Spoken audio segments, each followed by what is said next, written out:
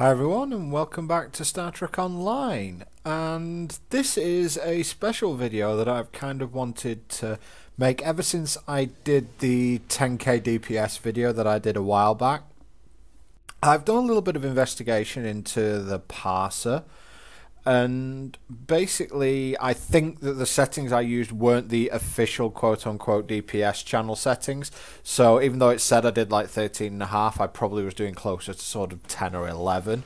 However, I've repassed myself using my brand new ship, the Dralafi. Now let's see if I can actually get a decent look at it. I can't because this damn thing is... Let's silhouette it. Let's actually move so I'm not getting all these... stupid things competing with each other on my ship. And, yeah, okay, let's head all the way over here.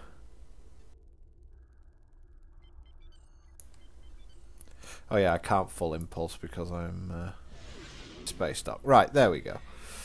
So, here's my rather freaky looking Romulan Tal Shiar adapted destroyer, the Dralafi. And first of all, I'll do a little bit of a build. I'll do a little bit of a build over just so you guys can see what I'm doing. Basically, the Dralafi is monstrously superior to the Sathanas, I think, in pretty much every way, which I am a little bit sad about. But the Dralafi's a really strange ship. The Tal Shiar Adapted Destroyer is a really, really strange ship. And the reason I'm saying this is that it's pretty much an escort, or I would say it has the same bonuses as an escort. Oh god, I'm damaged. What the hell damaged me? Oh, my EPS conduits. Yeah, I forgot about that. I've been playing on higher difficulty levels and I just got killed. Yeah, I got damaged because of that. But anyway, now that I'm undamaged, she's basically an escort, which means she gets the same sort of deals that an escort does. However, I think she's classed as an escort. However, she plays very much like a cruiser, and you can tell here, you know, it's 76,000 hull for a T5U ship. That's cruiser territory. 10,500 shields on every side, which is pretty big, and 25% resist all. I could increase that with neutronium console or something like that, but for the moment I haven't really felt the need. I did get killed on my last attempt at a CCA, but that was just me getting careless. But if I feel like I'm getting killed too much, I can always swap out. It will probably be... not too sure. It might be the isomeric charge. Although then again, I am beefed up to make this thing hit really hard, so probably not. 23.5 crit chance, 130% crit severity. I could increase that crit chance by replacing my tactical officer with another Romulan. I think that would put me up to about 26% crit, if I'm right with that. Romulan duty officers can have an ability called... Let me just get it here. Where is he? They can have an ability called passive superior Romulan operative, which gives you 2% crit chance and 5% crit severity. So you know, you just have as many of these as you possibly can, and you will get, if you, I mean, I've got what, 1 2 3 4 5 bridge officer slots. 5 of these 10% crit, and that's you know, that's one of the things you can do. You can get them from the fleet, or you can buy them off the exchange for like super expensive. So just going over the... I'll go over the build initially, my duty service build, because you guys are probably used to the auxiliary to battery that I've been using. I don't have that anymore. I have what's known as a Drake build here, and the reason for that is that I wanted to use science abilities because the Dralafi has a Lieutenant Commander science slot, and auxiliary to battery leaves you with very little in the way of auxiliary power, and if you do that, your stuff like your sensor scans, your I'm not sure if your ISO charge goes off it, but like your hazard emitters, your science team, maybe not your science team, but most science abilities rely on your auxiliary power, and by having none of it, you basically cripple your science abilities for the ability to use, for the ability for a load of cooldowns. Now, that's fine in a cruiser for the most part because you'll more than likely just be using engineering and tactical, but I really didn't want to waste this science slot. These two slots are universal, so they can be whatever I want to.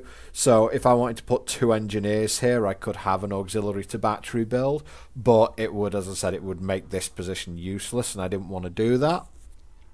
So instead I've gone for what's called a Drake build.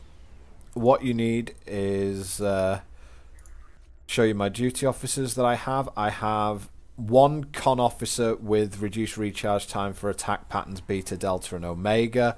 I believe that the one that most people get is, I believe the ones that most people get, I can't remember his name, it's Zemok, I believe it is, Cardassian from one of the lockboxes. I think this guy's lockbox, I can't, or girl is lockbox, I can't actually remember where I got it from initially. But yeah, this attack pattern recharge thing is really good. And what the Drake ability has is 3 of these guys, damage control engineers. Oh, I need that one back. Give him back.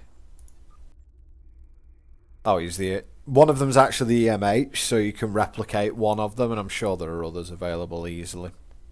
And what these guys do, whenever you activate an emergency power to subsystem ability, there's a 35% chance that it'll reduce the recharge time on it. Because what the Drake build is, it's a development on what used to be called a Dragon build, which is where you had 2 copies of Tac Team, 2 copies of each emergency power to shield, and 2 of emergency power to weapons usually.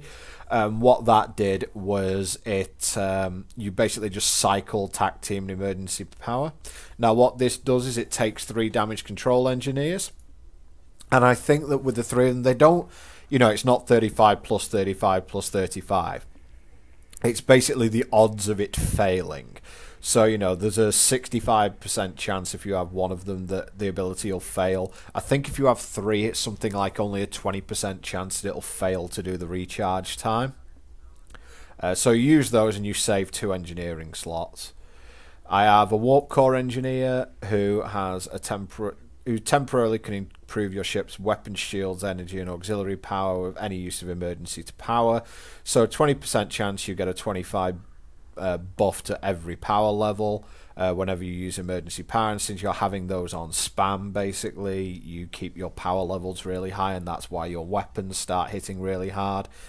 And the 6th duty officer really is your choice. A lot of people go for Marion, but they're usually the ones who have a cruiser build so they can have direct energy modulation. She'd be useless on this build because you need direct energy modulation for it to be good. So what I've got is a very rare gravimetric scientist because I am running Gravity Well 1 on this ship, and he has a chance to create an aftershock gravity well. So, and pretty good chances, and he can create as much as 4, and those things really hit hard. I've seen 6 figures fall off these things on a crit, and I'm not sure whether that was like a million other things hitting at once, but I have seen some really huge numbers off this. It doesn't happen that often, but usually the grab well is used for cloaks more than anything else. So that's the DOF setup. Bridge officer setup: emergency power to shields 1, emergency power to weapons 2. Just put the highest emergency power to weapons you can. I believe emergency power to weapons 3 gives you 16% damage across the board, something along those lines. On this tactical officer, I've got tactical team 1 and attack pattern beta 1. Attack pattern beta 1 is your debuff, huge debuff to damage resistance rating, and when you're throwing out beam array fire at will, you tag everything with it, and that generally makes a mess of things.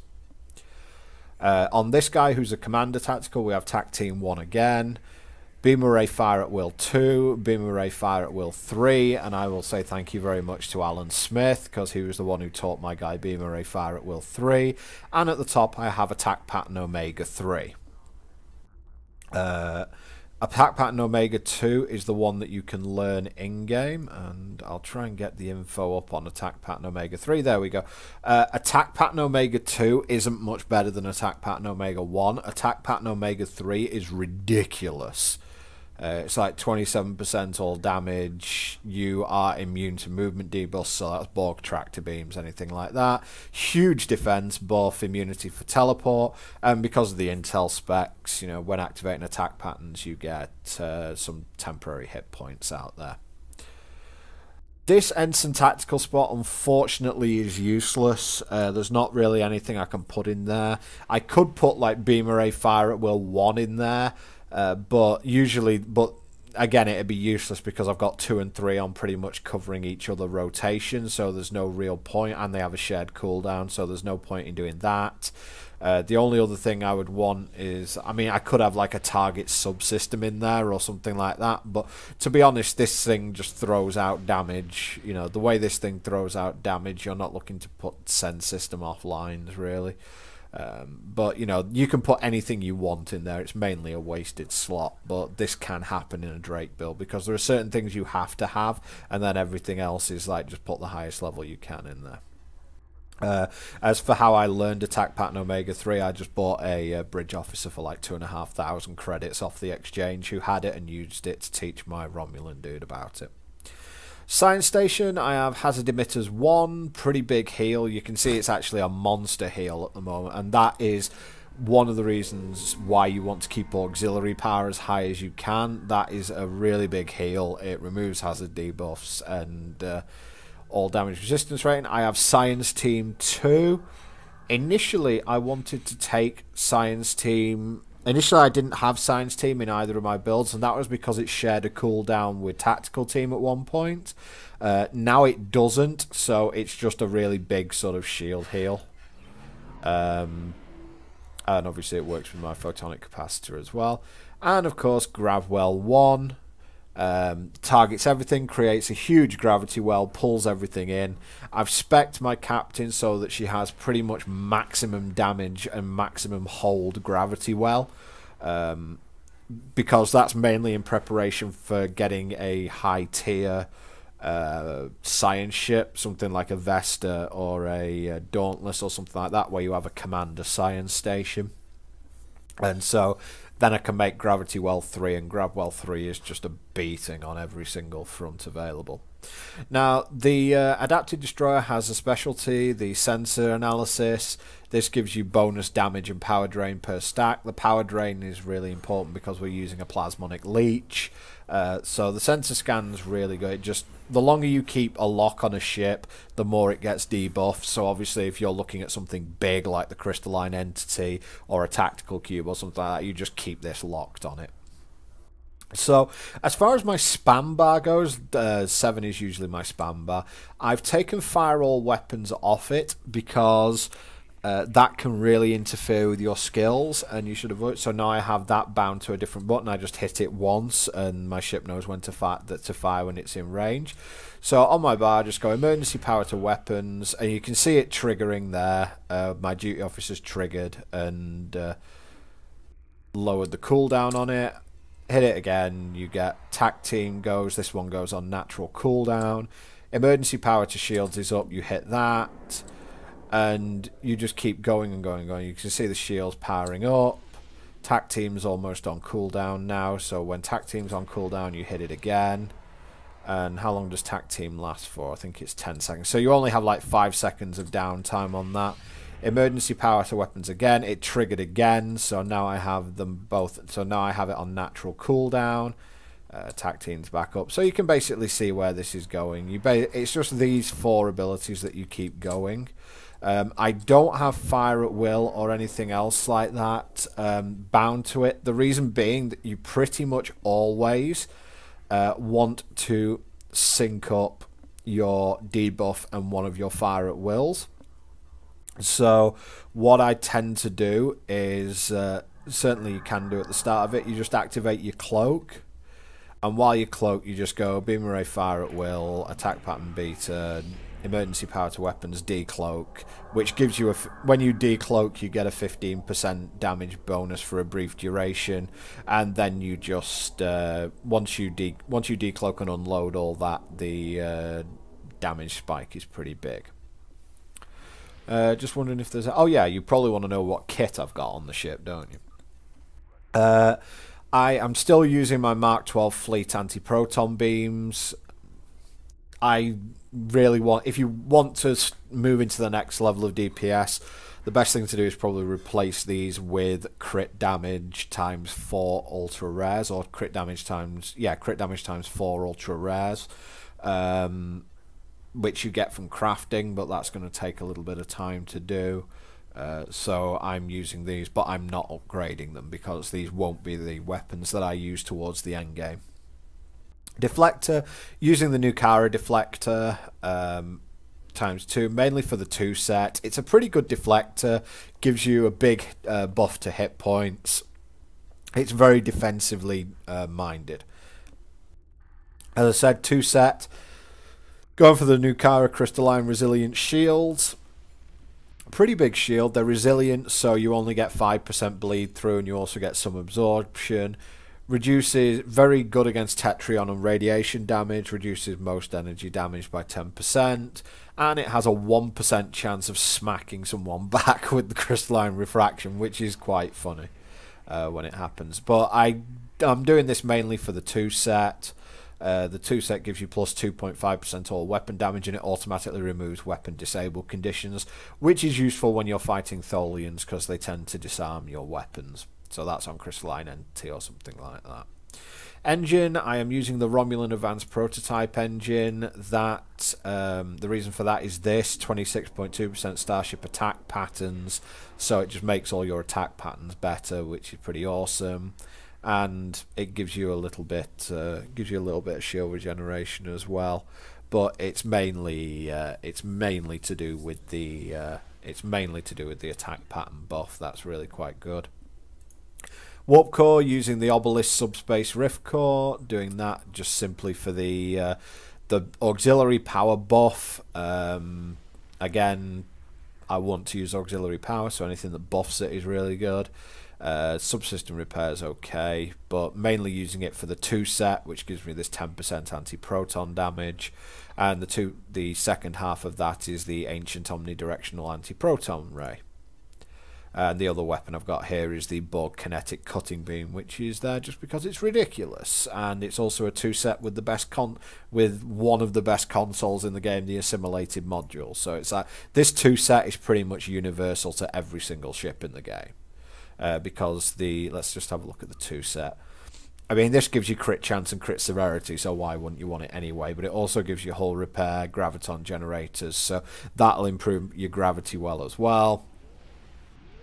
And the 2 set gives you the Omega weapon amplifier, which just like, it's really good. So yep, that 2 set's pretty much there. I don't have a red matter capacitor or anything else that goes in here. Consoles, plasmonic leech, because it's really good, and 2.4 to all power settings every time I fire, and you just keep this going and going and going, so you just don't run out of oomph. It's helped very much by this flow capacitor. This is a signal amplifier with flow capacitor, so this gives me threat. Ideally I would want one that takes threat away, but the ship is just tanky enough to be able to accept threat even on advance, so it's actually okay for that at the moment. I'm using an isometric charge because, as you can see, this thing hits for an absolute bucket load if you do get to chain it. If it crits when you chain as well, that does insanely fun amounts of damage. So this is just often what you can do is gravity well like 3 or 4 ships into it and then throw this in there, and one ship will more than likely be destroyed. Certainly on normal you'll one-shot things with this. And then the warp core breaches will probably take out all the other ships as well. So, this is definitely useful. Binaural infusion circuits, I have upgraded these to 13. Gives me big buff to hit points, improves my hold again. So, you know, my hold and disables are getting better and better and better. And it gives a big buff to crit severity. 0 point energy. Not a great console, except for the fact that it gives 1.8% crit, which, you know, that's pretty good. So that's just there because it's a crit buff.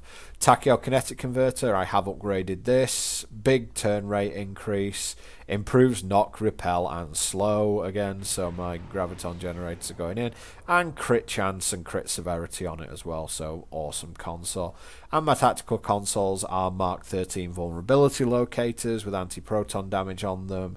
1.7 crit chance on each of them. I have upgraded all of them to Mark 13. And I will be upgrading them to Mark 14 as soon as I can. However, just showing off the build there, but what I wanted to talk about in this video was something that I sort of touched on last time, regarding that giving your ships just awesome stuff isn't enough to give yourself high DPS, and now I've got a little bit of a theory going on. So what I'm going to do is bring up the parser that I use. Let's just bring that up. There we go. I now have the parser up here, and I ran just to see how she compared to the Sathanas. I ran a couple of just random infected spaces just to see how I was doing, and you can see she was knocking on the door of about 12.5k.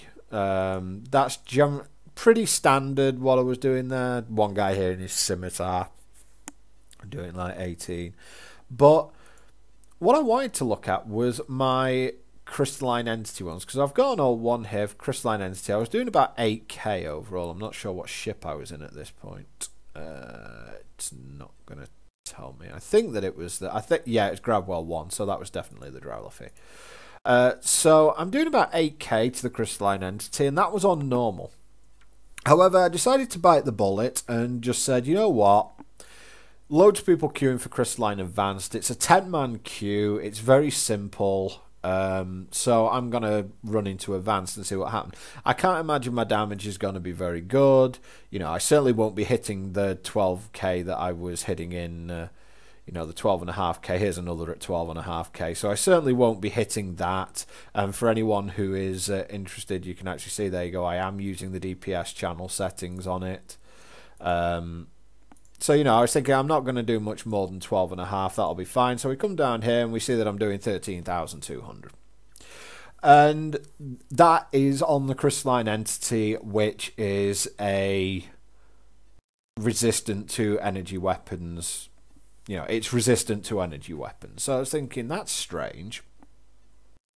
So I thought, you know what, I'm gonna give it another go, because that could just be an aberration. You know, maybe I spent all my time fighting Tholians, and they don't have much resistance to it. So maybe I just maybe that was just a little bit of a sidetrack. You know, all these things are perfectly fine. It's not like I'm going to do 13.7 when I focused on the entity. And this is something that I feel like certainly guys who, I mean, it might apply to me. I have to do a couple of ISA runs, I think, at this point to really sort of work this through. And the reason I did 13.7 there was because I died with about 20 seconds to go and didn't respawn. So I think that I lost some DPS by dying. I got the attention of a few too many things.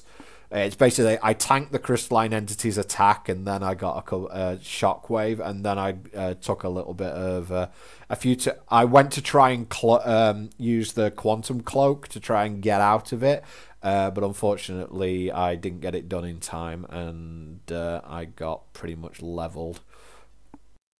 But, you know, so I'm thinking that at this point I'm just confused, because, you know, I'm doing you know, you're talking well over 1k more damage there, and that's on the crystalline entity and not on something which in theory has no resistance and at a lower difficulty level. And so what I was thinking is the effect that the people you're playing with have on your own DPS. Now, this sort of makes sense. So let's go back to one of the infecteds here.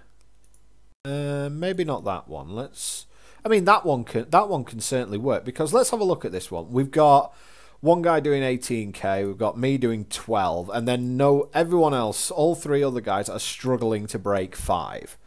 So in that case, you've got to think of a couple of things. I mean, I was looking when I was doing Crystalline Catastrophe Advanced, and I think that as a follow-up to this video, I'll show off what I mean by this.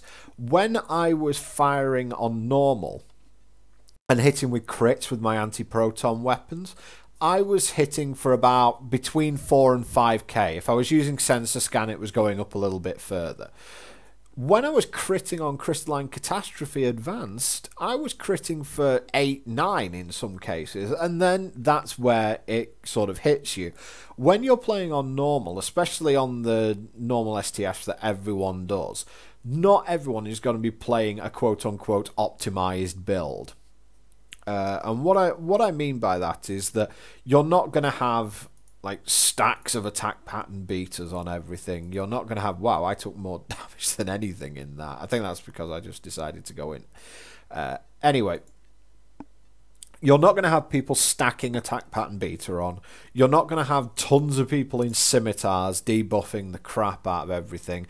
People who are using the Tholian web fighters with Boomerang Fight Will, so you've got a million stacks of attack pattern beater, loads of people using Romulan disruptor weapons, so you've got another bucket load of damage, damage resistance reducing stacks on everything, and that is what's going to cause a great deal of your DPS. So, I'm sitting here thinking and, just thinking it over in my head. It's like, if I'm doing 12.5 on normal, and another thing that sort of came into my head was that on normal, if you've got 2 guys doing decent DPS in the STF, everything's going to melt so fast that you're never going to get to do like sustained damage. It's all going to, but I honestly don't know how much that applies. But you're not hitting hard enough because things aren't getting debuffed as much. So if you're doing 12.5 on normal, I would probably say, I don't think it's going to take me to like 20k overnight. I really don't. I think I'm going to have to learn to fly the ship and do a few things an awful lot better. But I'm pretty certain that this build can crack 15, which would mean that I can hold my own on advance. I won't be weighing down the group or anything like that. So I will be certainly looking into potentially doing that. I'll do some comparison videos and everything like that, and I'll also, for the next video that I'm planning on doing, as I wouldn't say educational because I'm not that good at the game, but it's as a informative, shall we say, video. I might do those 2 runs, compare a normal to a advanced, and you'll see the numbers flying off, and you'll see the difference between them. So if you're in a bad team, your DPS is just going to drop because, as I said, you've not got all the debuffs. You're not getting buffed yourself. People aren't using the tac buff to make people aren't using their cruiser commands. So there's a ton of different things in normal that can lower your DPS, and I think that could be something that's definitely I think that's something that can definitely be something that I can look into, and something that can also be holding some people back because they're thinking, oh, I've got to do like 15k DPS in normal before I play advanced. It's like, well, maybe you don't. Maybe you're already doing 15k and you don't just know it. Anyway, guys, that is going to be it for this video. I hope I've given you something to think about. I honestly think that might be onto something here. But as it is, I will say goodbye for now. And next time we'll be doing some fairly. I think we'll be doing shooting stuff up more and earning more marks. Look at this. Don't have enough marks. Need more marks. Okay, guys. Yeah, more. That's it, guys. Thanks very much. See you next time.